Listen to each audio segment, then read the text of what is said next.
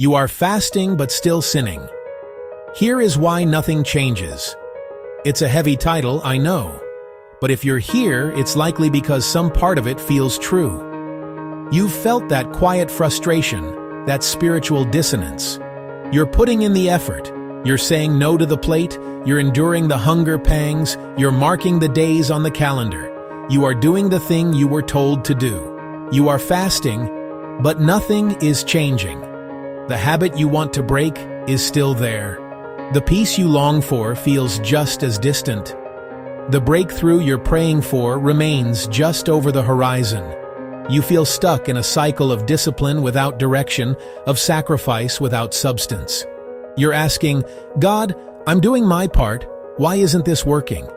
Here is why. Let's define the problem clearly. Fasting, at its heart, is a powerful spiritual tool. It's the intentional setting aside of a physical appetite to make space for a deeper spiritual hunger. It's meant to quiet the noise of the world so you can better hear the voice of God.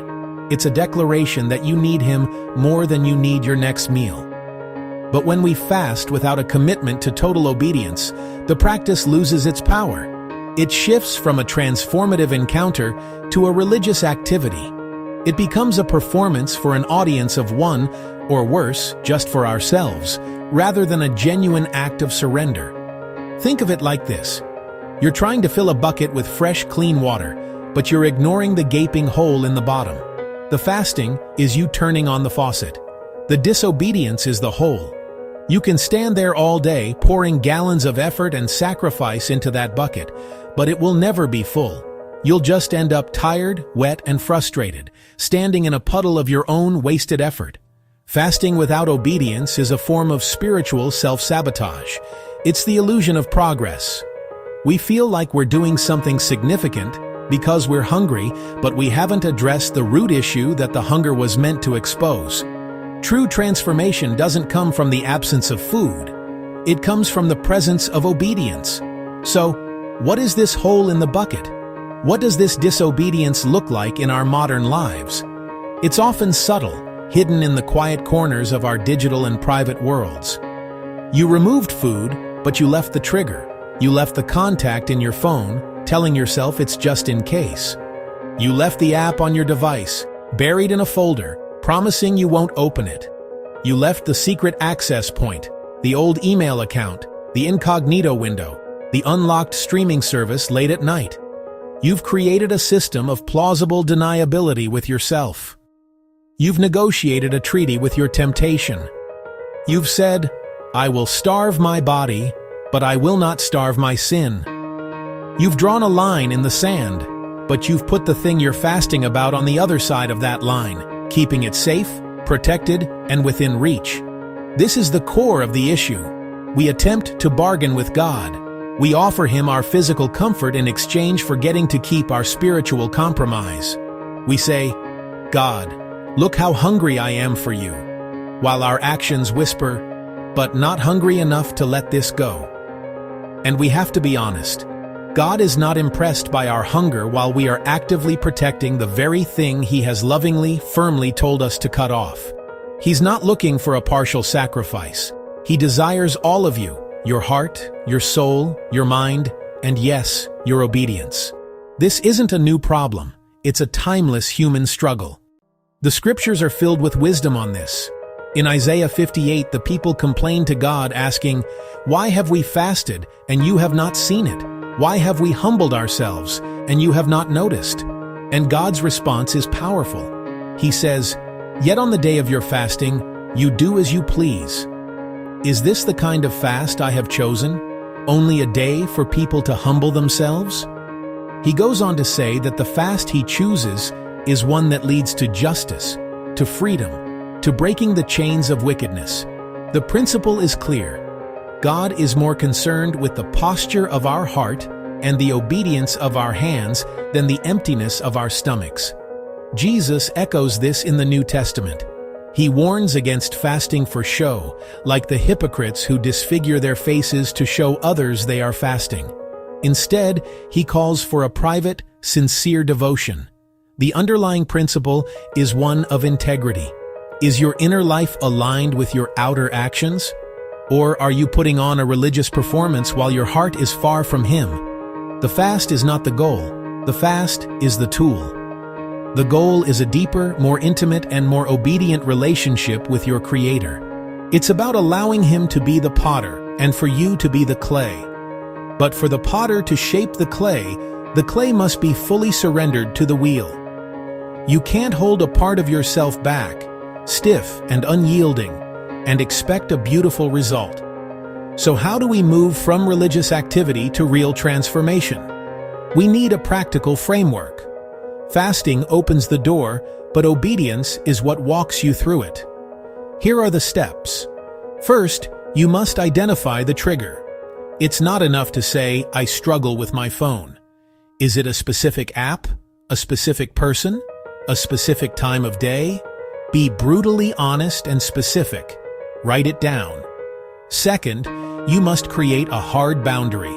Not a suggestion, a boundary. This is the act of obedience.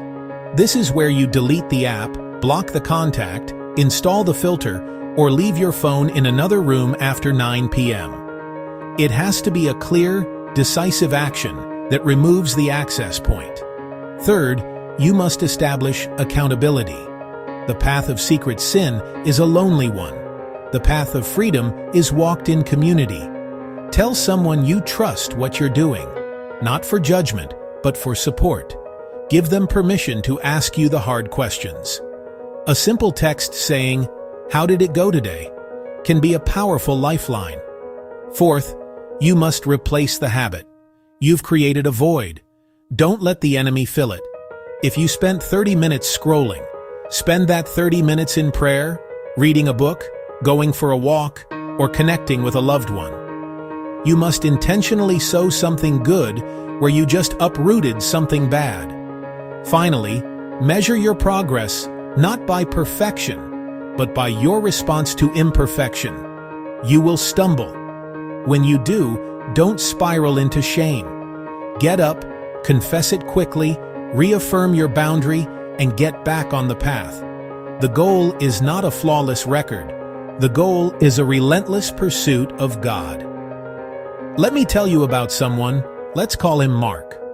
Mark was fasting from food to break a compulsive habit of scrolling social media for hours every night, which was feeding his anxiety and envy. For the first week, he was just hungry and miserable. He'd eat his meal at the end of the day and then fall right back into the same scrolling pattern. Nothing was changing. Then he got honest. The trigger wasn't just his phone, it was the boredom and loneliness he felt after 10 p.m. The obedience he needed wasn't just skipping lunch, it was creating a hard boundary.